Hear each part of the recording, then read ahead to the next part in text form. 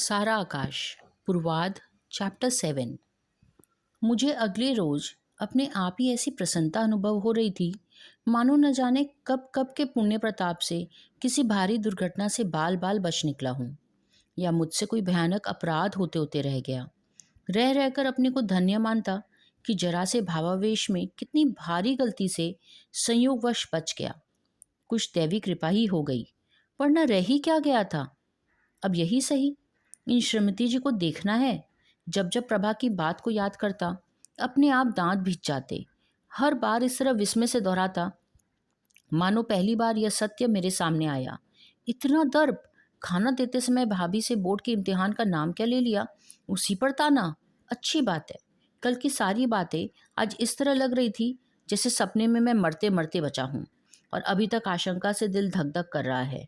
खाना खाते समय भाभी से बोला, भाभी, तुम मुझे पास होने देना चाहती हो या नहीं? भाभी ने फूली हुई रोटी चिमटे से बाहर निकाली और जोर से चकले पर पटक कर भाप निकलते देखती रही। मेरी बात से चौंक कर मुझे देखा। क्या? मैंने क्या किया लाला? बस जब तुम करो तभी कुछ होता है। आखिर तुम लोगों ने सोचा क्या है? कुछ ठीक से बताओ तो जवाब दूं। पहेलियां मत बुझाओ। भाभी ने परात के गूथे हुए आटे से एक लोई तोड़ते हुए सिर झुकाकर कहा। वह शायद समझ गई कि मैं किसके बारे में कह रहा हूँ। अरे, कहूँ क्या? जैसे तुम जानती ही नहीं। मैंने पहले ही कहा था मुझे इस चक्कर में मत फंसाओ, मत फंसाओ। लेकिन वहां तो धुन लगी थी। अब फेल हो जाऊं तो यो रोना कि आजकल के लड़के ऐसे हैं वैसे हैं। जरा पढ़ लिख सके तो इसके लिए तो अलग कोठरी साफ की। अब उसमें भी इसको इसको सारी दुनिया को ठूस दोगी तो पढ़ेगा कैसे कोई? 3 महीने की तो बात है, सो तुमसे रुका नहीं गया। मैंने तेजी से कहा। ध्यान था कि कहीं ना कहीं इधर उधर वह होगी। उस समय तो ख्याल नहीं किया, लेकिन बाद में यही सोच सोचकर संतोष पाता रहा कि मैंने रात की बात का अच्छा जवाब दिया। रुकने की बात तो यह है लाला जी, भाभी ने बड़े बूढ़ों के ढंग से कहा। हमारे बस की बात हो तो हमारे लिए क्या तुमसे कोई ज़्यादा दूसरा हो जाएगा? जिसमें तुम्हें सुख ना मिले हम वह काम करते ही क्यों? पर अब मेरी हालत तो तुम देख रहे हो। जितने दिन निकल रहे हैं फिर वही स्कूल कॉलेज के जाने को तुम्हें ही देरी होगी। अब कम से कम मुन्नी बीबी के साथ वह काम तो संभल जाएगा। और तो कुछ उम्मीद महारानी जी से है नहीं। यह ठीक से कर दे तो प्रसाद बांटूंगी। मुझे तो दिखे उसमें भी 20 बातें उठेंगी।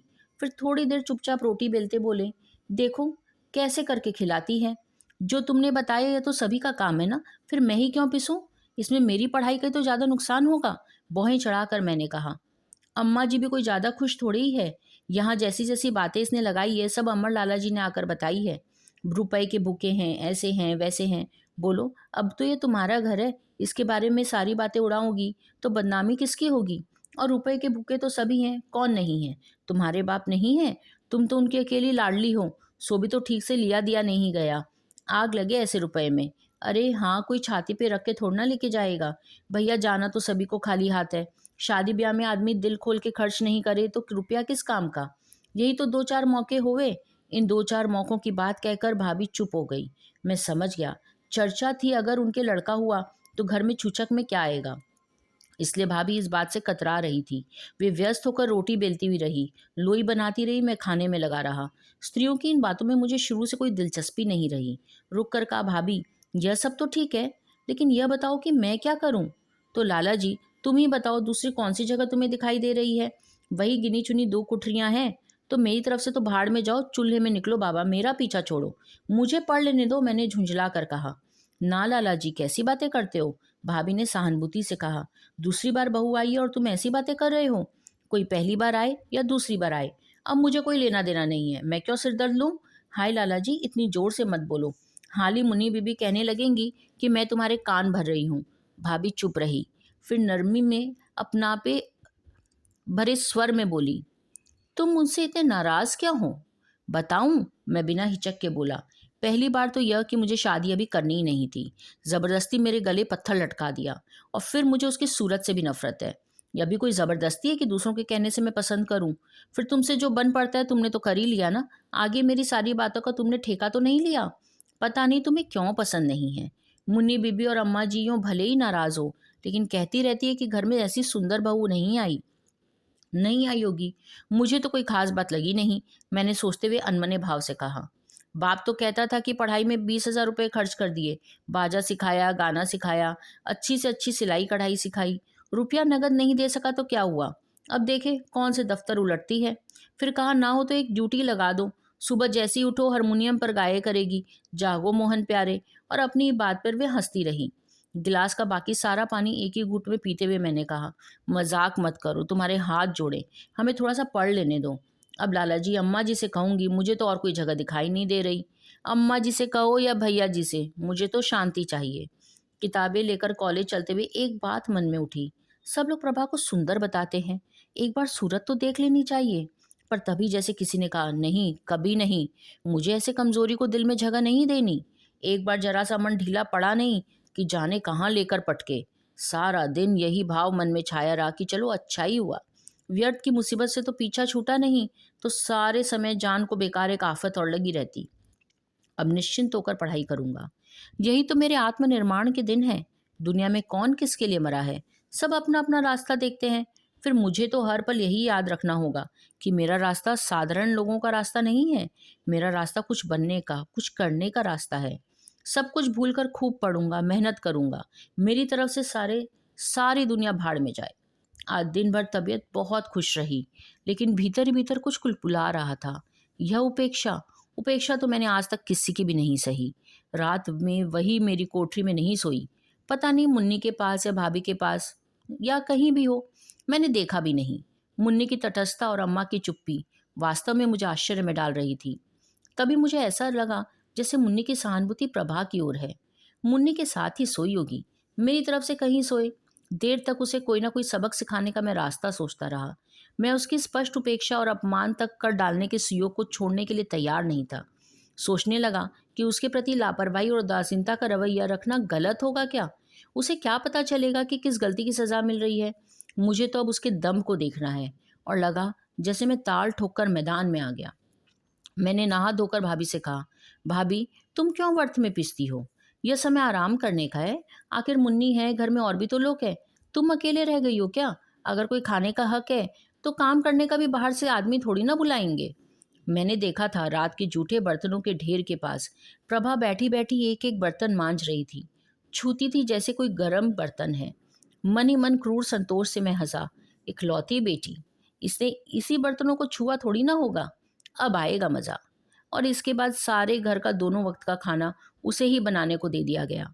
भाभी तो जैसे इसी की राह देख रही थी। मुन्नी ने इधर उधर काम एक दो दिन तो कराया, फिर कटने लगी। असल में अकेले बैठकर रोना सोचना उसे अच्छा लगता था। यूँ जबानी हमदर्दी तो हमेशा ही प्रभा के साथ थी। रोटी या खाने की कोई शिकायत करता तो वह प्रभा का ही पक्ष लेती। दिन भर रोटी बनाने में चला जाता है, आखिर आदमी के जान है या नहीं, ऊपर से मीन मेख निकालने वाले। मेरी तो एक आध बार उससे झड़प भी हो गई। मैंने तो कह दिया, ऐसा ही है तो तू साथ साथ काम क्यों नहीं करवाती। भाभी लाला होगा तो सारे कपड़े ले लूंगी, फिर तुम इधर उधर टालो। हाँ, पहले से बात तय है। मैं उधर से गुजरा तो मुन्नी कह रही थी, मुझे देखकर बोली, हमने भाभी से शर्त बंधी है। मुझे देखकर भाभी लाल हो गई, उनका सारा चेहरा पीला पड़ गया। लेकिन अब अजीब सा सौंदर्य आ गया था। भाभी मुझे इतनी अच्छी कभी नहीं लगी। वे हाथ से परे धकेलकर शर्माने का नाटक करते हुए बोली, हटो बीबी जी, तुम्हें हर वक्त ऐसी ही बातें करती हो, मर्दों के सामने ये सब बातें नहीं करते, अब तो समझो। अजब वातावरण था घर का। भंगिन ने धोती ब्लाउज पहले ही अपनी तरफ कर लेने की घोषणा कर दी। जो भी आता इसी बारे में बातें करता। यूँ तो सभी चाहते थे कि लड़का हो, और शायद इसीलिए सारे समय लड़के की बात होती। लेकिन भाभी अम्मा इस बात से ना करो, मानो जैसे मधुर कल्पना को नजर ना लग जाए, इसलिए जान मुझकर झुठलाती थी। कहती थी, यह तो भगवान के हाथ की बात है, लड़की हुई तो क्या कोई रोक लेगा। मानो लड़की होने की बात कहकर इस आशंका से अपने को अभ्यस्त कराना चाहती थी कि कि लड़का ही होगा, उनके घर में पहला पोता होगा। इससे खुश तो अम्मा और बाबूजी सभी थे, लेकिन खर्चे की कल्पना करते तो कहते, भगवान जाने क्या होगा, क्योंकि उस हालत में दुनिया भर के खर्चे होंगे, एक दावत भी देनी पड़ेगी। सो लड़का लड़की के विश्वास अविश्वास में दिन गुजर रहे थे। ढीले ढीले कपड़े पहने भाभी कम से कम चलती फिरती, जाने क्या सोच सोच कर अपने आप में मुस्कुराती। आखिर एक रात को 12 बजे खूब भागदौड़ के बाद भाई साहब एक पुत्री के पिता बने। अम्मा ने माथे पर हाथ मारा, लो घर में पहली भवानी आ गई। लगा जैसे अप्रत्याशित प्रसन्नता को पाला मार गया। लेकिन सभी खुश होने की कोशिश कर रहे थे। दाई को जाने क्या मिलने की उम्मीद थी, उसका तो मुंह ही उतर गया। नर्स गंभीरता से बच्चे को नहलाती धुलाती रही। नर्स को बुलाना पड़ा क्योंकि दाइस के केस गंभीर होता नजर आया। सारे कमरे में कार्बोलिक की गंध आ रही थी। उस रात सारे घर में खूब भाग दौड़ रही। कभी पानी गर्म कर रहे थे, कभी यह ला कभी वह ला। सब लोग जागे। पता नहीं भाभी को कैसा लगा, लेकिन बाबूजी ने तो निश्चय ही प्रसन्नता की दबी सांस छोड़ी। तात्कालिक खर्चा जो बच गया। अब कोई कहेगा तो कह देंगे लड़की होने पर कोई मिठाई दावत मांगता होगा। ऊपर से कहो लो पहली डिग्री आ गई घर में। मुन्नी ने भी चिढ़ाया, अब तो मुंह मीठा कर लो, सबसे बड़े चाचा बने हो। पता नहीं चाचा बनने की मुझे खुशी हुई या नहीं, लेकिन यही सोच सोचकर बड़ा आनंद आ रहा था कि चलो घर में खूब काम बढ़ा। करने वाला प्रभा के सिवा है ही कौन। अब एक आदमी भाभी की सेवा शुश्रूषा के लिए भी तो चाहिए। अम्मा तो अपनी आयु और बीमारी के कारण किसी लायक है ही नहीं। झोली में हाथ डालकर माला जपते हुए मुन्नी ने सारे घर की खोज खबर रखना ही उसका काम था, या फिर नाइन को आदेश देती रहती थी। भाभी को ऊपर का काम करने के लिए 5-7 दिन नाइन रहेगी। पहले तो रात का खाना बनाकर भाभी उनके पैर दबाती थी। अब तो सारे घर की रिपोर्ट ली जाती थी, रामायण भी खुलती थी। लेकिन अब अम्मा और बाबूजी तो लड़की के हाथ का बना खा नहीं सकते थे, तो यह काम तो प्रभा को ही करना था। प्रभा सुबह न जाने कब उठकर भाभी के लिए हरीरा इत्यादि बनाना शुरू कर देती। सुबह 6 बजे तक प्राय उसके सारे काम हो जाते। फिर रात के बर्तन साफ करना, चौका धुलता, नहा धोकर जल्दी से रसोई में जाती, कहीं कॉलेज जाने वालों को देर ना हो जाए या भैया बिना खाए ना चले जाएं। 12 बजे तक खाना बन पाता। फिर जल्दी से चौका बर्तन का काम निपटता। एक आध घंटे में दाल या गेहूं बिनना या अमर कुंवर के कपड़ों को भाभी के पास बैठकर सीना रफू करना होता। नामकरण के दिन कम से कम 30-40 आदमियों का खाना होगा। सत्यनारायण की कथा होगी। उसके लिए मसाले दालें तैयार हो रही थी। सांझ को 3 बजे से ही चूल्हा में धुएं उठने लगता। पल्ले से आंखें पहुंचती वह झुक झुक कर लकड़ियों में फूंक मार रही थी। सारा चेहरा लाल रहता। रात के 8-9 तक यही क्रम चलता। फिर भाभी के आवश्यक कार्य होते। अक्सर जब मैं दिवाकर के यहाँ से लौटकर देर से आता, तो उस समय वह अम्मा के पायताने बैठकर उनके पांव दबाती। शायद इन्हीं सब में रात के 11:30 या 12 बज जाते। सबसे ज़्यादा आश्चर्य तो मुझे यह होता देखकर कि सब कुछ इतनी आसानी से चुपचाप कर रही थी, मानो मशीन है। यह सब करने में कोई कष्ट नहीं हो रहा। हर नए काम को ऐसी स्वाभाविकता के साथ ग्रहण कर रही थी, जैसे करने में कोई अनिच्छा या लेश का थकान भी नहीं है। मैं इस सब से खींच उठता। उसके व्यवहार में कहीं अनिच्छा थकान दिखे तो मैं अपने को उस कष्ट से आनंदित कर पाऊं। मन में कहूं, कहो बच्ची जी, अब कैसा लग रहा है। हाँ, शुरू में जब तक सिर झुकाए रही तब किसी ने इस बात पर ध्यान नहीं दिया। अब धीरे धीरे एक एक चीज लोगों के सामने स्पष्ट होने लगी कि प्रभा पर्दा नहीं करती। बाबूजी तो यूं हमेशा ही खांस कर ही अंदर आते। एक आध बार प्रभा को मुंह घारे देखा तो समझे शायद उसको आने का पता नहीं। मगर जैसे ही उनकी समझ में आया कि प्रभा केवल घूम जाती है, पर्दा नहीं करती, तो उन्होंने जाने किस बात पर अम्मा से कहा, फिर बेटे और बहू में फर्क ही क्या रह गया। बेटी भी मुंह खोले बगार बाल बगारे घूमती है और बहू को तो चिंता ही नहीं कि पल्ला कहाँ जा रहा है। और इस पर खूब हंगामा मचा। भाभी ने ताने मारे, कसे। अम्मा ने भी माला के दाने गिनने छोड़कर झुंझला झुंझला कर कहा, बहू तुम्हारे यहाँ पर्दे का कायदा नहीं है ना सही, लेकिन इस घर की रीत तो रखो। अरे हमसे ना करो मत करो, लेकिन बड़ों का कुछ तो हया शर्म करो। ऐसा भी क्या अंधेर ना हमने देखा ना सुना, सारी बिरादरी में चर्चा है, जो देखे हमारे कर्म में थूके। अब दशटोन पर दुनिया जहान के लोग आएंगे, क्या कहेंगे जाकर। भाई तुम्हारे यहाँ नंगे नाचे हमें क्या। भैया ने एक आध बार भी मुझे भी डांटा, क्यों रे समर, तू बहू को रोकता क्यों नहीं है। देख अम्मा बाबूजी को कितना बुरा लगता है। कम से कम जब तक ये लोग हैं इनकी मान मर्यादा तो रख।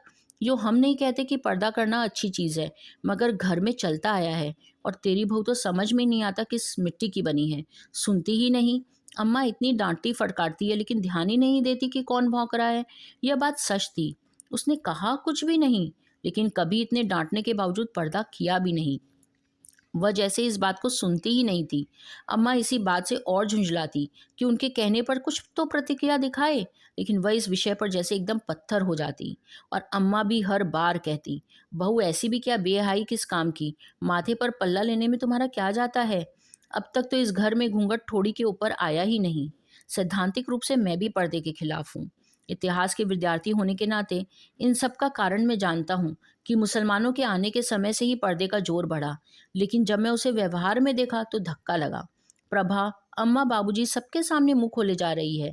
यह दृश्य अपने आप में बड़ा अजब था। आखिर सास ससुर और बड़ों के प्रति आदर प्रकट करने का और क्या तरीका था। माना कि तुम सिर झुका कर चलती हो, लेकिन केवल आंखें झुकाने, सिर नीचा करने से आदर नहीं होता। मगर मैं उससे कहूँ तो कैसे कहूँ? दो एक बार मुन्नी से मैंने कहा, मुन्नी, तेरी भाभी बड़ी बदतमीज है। किसी ने आदर शिष्टाचार नहीं सिखाया। लेकिन उसने भी इस कान से सुनकर उस कान से निकाल दिया। घर में काफी हो हल्ला होने के बाद इस ओर से लोगों को समझौते का भाव धारण करना पड़ा। बस अब तो ध्यान तभी आता जब कोई नया आदमी आता। उस समय अम्मा कोशिश करती कि प्रभा इधर उधर ही रहे, क्योंकि उसके सामने वो कुछ नहीं कह पाती। पहले कुछ दिनों तो सभी प्रभा के इतना काम करने, इतना काम संभालने पर सब चकित थे। लेकिन अब उसके काम में मीन मेख निकालनी शुरू हो गई। मुन्नी भी अपनेपन से कह देती, भाभी इतना घी मत लगाओ, बाद में कम पड़ेगा। इस नए प्राणी के आने पर घर का आर्थिक सांचा और अधिक चरमराने लगा। सिर पर हाथ फेरते हुए बाबूजी अक्सर अम्मा की चारपाई के पास टहला करते। धीरज की माँ, बड़ा खर्चा होने लगा है। बेचारा धीरज भी क्या करे, करते करते मरा जा रहा है। कुनबा छोटा है क्या? अब तो जैसे तैसे ये समर इंटर पास कर ले, कहीं काम लग जाए तो बेचारे को सांस आए। उसे देखकर तो मेरा मुंह कलेजे को आता है। चिंता और काम के मारे सूख कर पिंजर हो गया है। ना बोलता है, ना यार दोस्तों के जाता है। आखिर शरीर कहाँ तक साथ दे? खेलने खाने के दिन में तो सूखे चले जा रहे हैं सब। क्या जमाना आ गया है। सोचा था कभी, इस कमबख्त मुन्नी की अलग आफत है। अब इसको तो जाना ही है। बिरादरी के लोगों से कह कहा कर कुछ कराया है, थोड़ी उम्मीद लग रही है। लेकिन लोगों का मुंह तो ऐसे फैले है कि सीधे सीधे कोई बात ही नहीं करता। हर आदमी बदले में कुछ चाहता है। प्रभा को देखकर खुद ही दूसरी ओर मुड़ जाते थे और कहते थे, बहू जरा हाथ साथ कर काम किया कर बेटा। इसी घर में बोरियों में रुपया रहता था, चार चार कनस्तर घी उठता था, लेकिन अब क्या रह गया है। और इस चिल्पों के बावजूद मेरे सारे काम निर्बाध चलते रहे। मैं कॉलेज से थोड़ी देर भी बाहर से आता तो देखता कि मेरी कोठरी साफ है, सारी बिखरी चीज़ें करीने से लगी है, लालटेन चमचमा रही है। यह सब देखकर कहीं भीतर हल्का सा दर्द भी होता, मगर मैं उसे पढ़ाई की थकान समझता। कभी कभी मैं खुद अपने ऊपर झुंझला जाता। क्या यह दिन रात प्रभा प्रभा, कैसे खाती है, कहाँ रहती है, कैसे करती है काम, क्या जरा भी आराम करती है कि नहीं। अच्छे खासे दाल साग में मौके बेमौके नमक मिर्च ज़्यादा कम बताता। ज़रूरत गैर ज़रूरत अम्मा मुन्नी भाभी से सुना सुना कर तानेबाजी करता, कटु कटाक्ष करता। मतलब किसी न किसी रूप में अपना ध्यान उसी ओर लगाए रहता, मानो कोई और काम मेरे लिए है ही नहीं। अरे भाई, मुझे पढ़ना है, इतना मन उसमें क्यों नहीं लगता? अगर इस बार फेल हो गया तो दुनिया भर की बदनामी मिलेगी, सो तो मिलेगी, आगे के सारे रास्ते भी बंद हो जाएंगे। अब मुझे उसकी तरफ ध्यान देना ही नहीं है। और जैसे हर समय उसके कार्यक्रम का लेखा जोखा रखना मेरा स्वभाव ही बन गया था। मुझे उसे इतना महत्व देने की ज़रूरत ही क्या है? घर में बहुत से कुत्ते बिल्ली है, समझ लूँगा वह भी एक है। मैं अनेक बार निश्चय करता कि उसके बारे में कम से कम सोचूं, लेकिन किसी न किसी चीज़ के पीछे उसका ख्याल आ जाता। जैसे पाता कि गंदी बनियान अपने आप धुल गई, बाहर की रस्सी पर सूखे संध्या के कपड़े देखता। हर सब चीज़ करीने से लगे हुए हैं, बस पढ़ना लिखना अलग, और प्रभा की बात ही सोचता रहता। अब एक और परिवर्तन दिखाई दे रहा था। पहले जब कोई नया और मुश्किल काम प्रभा के ऊपर आता तो वह सोचकर मुझे हार्दिक संतोष होता कि चलो उसे कष्ट मिलेगा। मैं उत्सुकता से राह जोता कि देखे इसकी क्या प्रतिक्रिया होती है। अंतर मन में कहीं यह भी रहता कि देखा जाए इन अत्याचारों से परेशान होकर वह किस समय और कहाँ रोती है। उसे उस समय पकड़कर शर्मिंदा करने की ताक में रहता। जब रात को या सुबह ठंड के मारे सारे शरीर में रोंगटे खड़े हो जाते तो ख्याल आता, इस समय प्रभा जी को कैसा लग रहा होगा। बैठी बैठी बर्तन साफ कर रही होगी, चौका धो रही होगी। लेकिन इधर जब बिना प्रतिवाद, बिना प्रतिक्रिया दिखाए वह सारे काम को स्वाभाविकता से कर रही थी। परिणाम के प्रति मेरी सारी उत्सुकता धीरे धीरे मरने लगी, और उस पहली तृप्ति के स्थान पर एक विचित्र बेचैनी, विक्षोभ मन में आने लगा। जैसे एक हथियार व्यर्थ हो जाने पर प्रश्न उठे कि अब क्या होगा, आगे क्या किया जाए। आखिर यूं हार तो नहीं मानी जा सकती।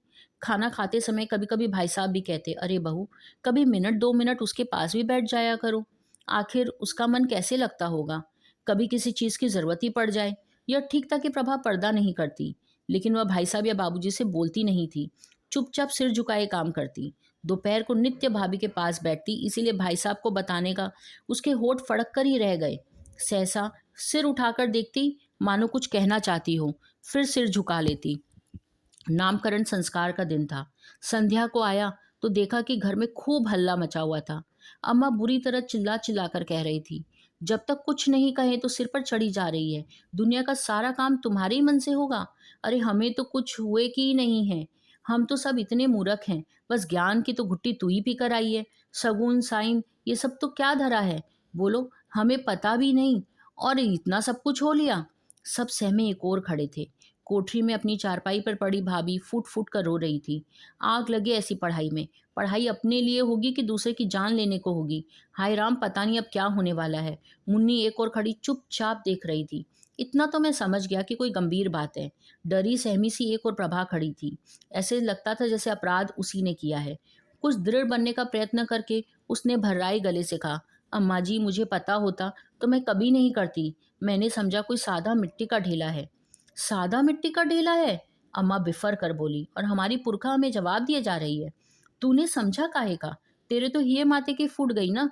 अंधी थी, दिखाई थोड़े दिया होगा, उसमें कलावा भी बंधा था। बात बात पर कही चले जा रही है। जो एक बात बिना जवाब दिए छोड़ी हो। अच्छी सीख सिखाई है तेरे माँ बाप ने, बड़ों से जबान लड़ाने की।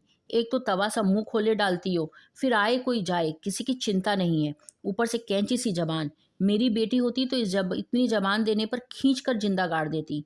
अम्मा का तेजी बेहद बढ़ गई। यहाँ तक कि जब जवाब देने की बात कहने के साथ ही उन्होंने अपने आप को अपमानित भी महसूस किया और फौरन रोने लगी। मेरी इस मामला कुछ समझ में नहीं आया। फिर भी मुन्नी से तेज स्वर में मैंने पूछा, मुन्नी क्या बात है? मेरे चढ़े तेवर देखकर मुन्नी ने कोई जवाब नहीं दिया। कुंवर ने बताया, सुबह पंडित जी ने जिन गणेश जी की पूजा की थी, भाभी ने उनसे जूठे बर्तन मांज दिए। साथ ही भाभी का रोना और बढ़ गया। बात उन्हें नई सिरे से याद आ गई। मेरा कलेजा धक रह गया। अम्मा की सिसकियां अभी भी सुनाई दे रही थी। भाभी कह रही थी, कुछ हो गया तो इसका क्या जाएगा, यह तो अपने हाथ झाड़कर अलग हो जाएगी। हे भगवान, तू देखने वाला है, सबको समझना। दुनिया कुड़ कुड़ कर मरी जा रही है। हाय राम। सांस खींची, जोर से दांत भींचे। दंदनाता हुआ सीधा उसके सामने गया। अपलक निगाहों से घूरा, जैसे बिल्ली चूहे को झपट रही है। दाहिना हाथ ढीला किया, एक बार तोला और तड़ाक। सारी शक्ति से तमाचे की 5 उंगलियां प्रभा के बाएं गाल पर। वह एक जोर का झोंका खाकर गिरते गिरते संभली, थम से बैठ गई। मैंने कहा, यहाँ रहना तो ठीक से रहो, नहीं तो कहीं जहाँ जगह दिखे वहीं चली जाओ। बड़ी नास्तिक की बच्ची बनी हो। और मैं फुटबॉल का गोल कराने वाला खिलाड़ी के अंदाज में गर्दन टेढ़ी करके उसे घूरता घूरता ही अपनी जगह पर आकर खड़ा हो गया। सब एकदम स्तब्ध रह गई। अम्मा का सारा क्रोध आंसू एक ही साथ उड़ गए। भाभी चुप हो गई। भीतर लेकिन चांटा मारते ही एक ऐसी आत्मग्लानि हुई। मुझे अपने भीतर लगा जैसे मैं वहां खड़ा नहीं रह सका, उल्टे पांव लौट आया। चांटा मारने के बाद मुझे पता नहीं किसने क्या कहा। वह रोई या नहीं, वहीं पड़ी रही या किसी ने उठाकर भीतर डाल दिया। हाँ, इतना याद है कि चांटा सारी शक्ति के साथ भरपूर पड़ा था। मेरी 5 उंगलियां झंझना उठी थी।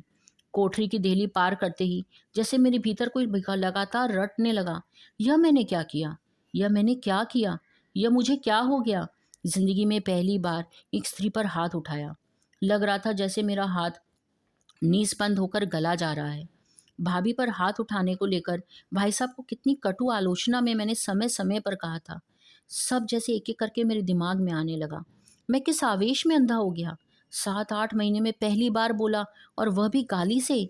पहली बार बात की और वह भी तमाचे से। मैं बड़ी देर तक समझ ही नहीं पाया कि क्या हो गया। तभी सहसा किसी ने जहर बुझी घृणा से भीतर कहा, नीच, कायर, कमीने, यही तेरा आदर्शवाद है? यही तेरे महान बनने के सपने हैं? इंटर में पढ़ता है, दुनिया भर के विचार बघाड़ता है, और बिना सोचे अपने आप को पता नहीं। मैं रोने लगा। मैं बेबस हो गया। वह क्या आंधी थी जिसमें मैं बह गया, और फिर बेबस फकक फकक कर मैं रो पड़ा। चाहता था रोते रोते गलकर मेरा सारा अस्तित्व आंसू में बह जाए। मेरी ग्लानि अपने भीतर महसूस हो रही थी।